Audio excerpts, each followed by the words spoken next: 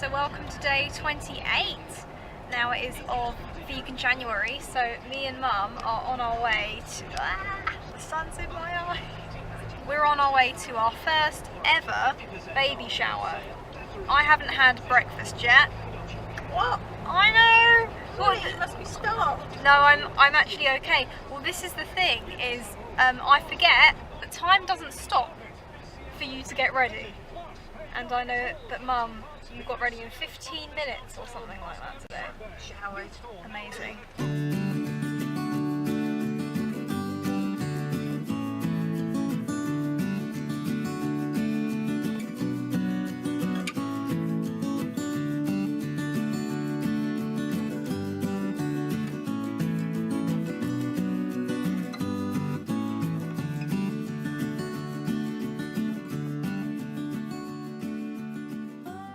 So I'm now back.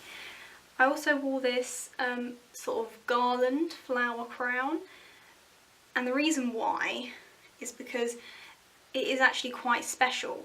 So my cousin, who is expecting her first baby, just over 3 years ago, I went to her hen party and we were given these, and I kept mine and I wore it today for her baby shower because it's like, you know, I had it for her hen party, and now 3 years later it's like, you know, the next chapter.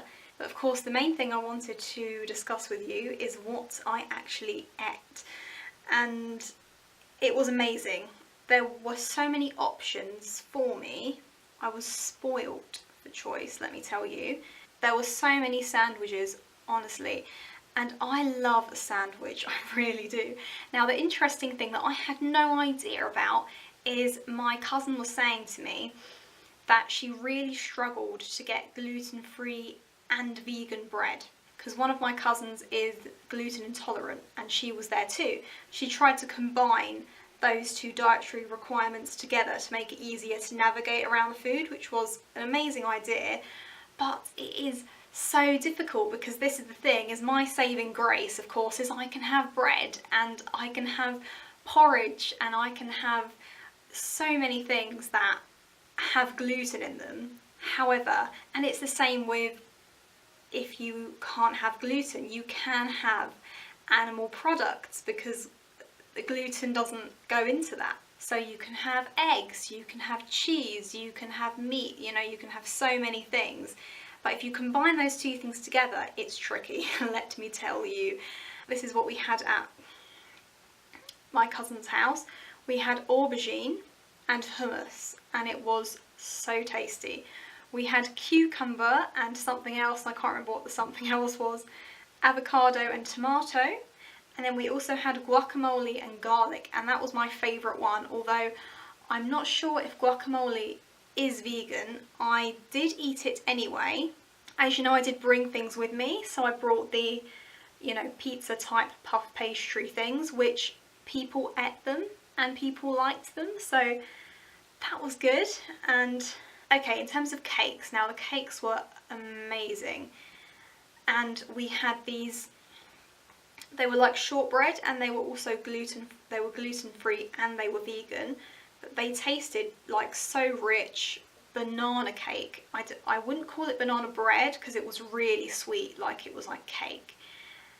And it was absolutely amazing. I absolutely loved it. I've taken some of it home with me so I can have some tomorrow and the day after.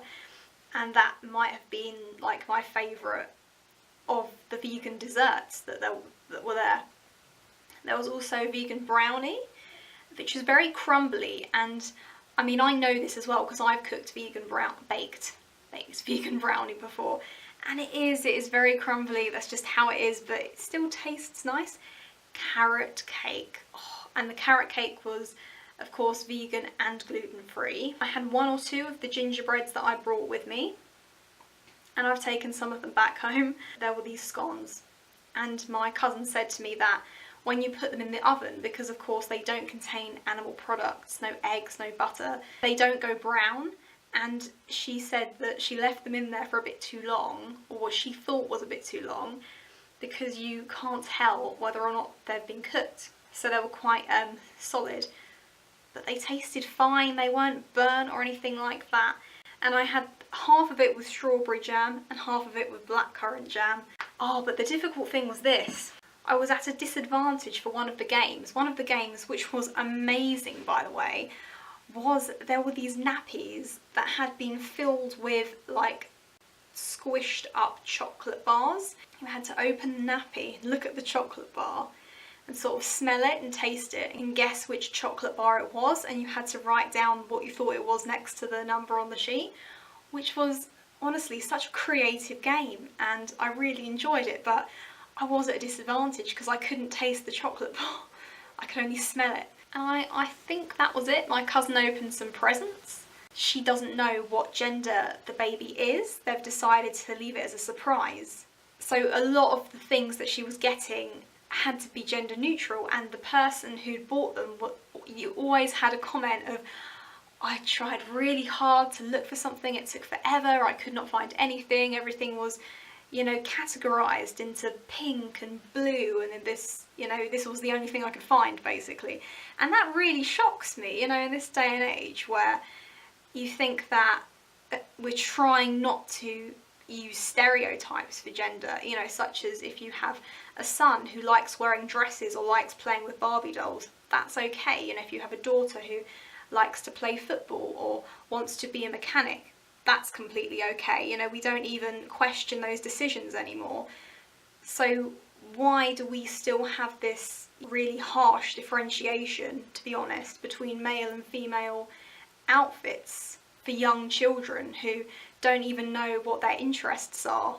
However, I suppose it might be because it is so readily available now to find out the gender. So it's like most people who are selling products for babies assume that the person who's buying them knows what the gender is. So it's like, well, they're either going to be buying for male or female, but then, you know, I made a whole radio show on this, whether or not we should find out the gender, but that's not for today. That's a completely separate topic. Had an amazing time. It was great to see my family. So I guess that's it. I've spoken for far too long now, so I am going to go. So goodbye, and I will see you tomorrow.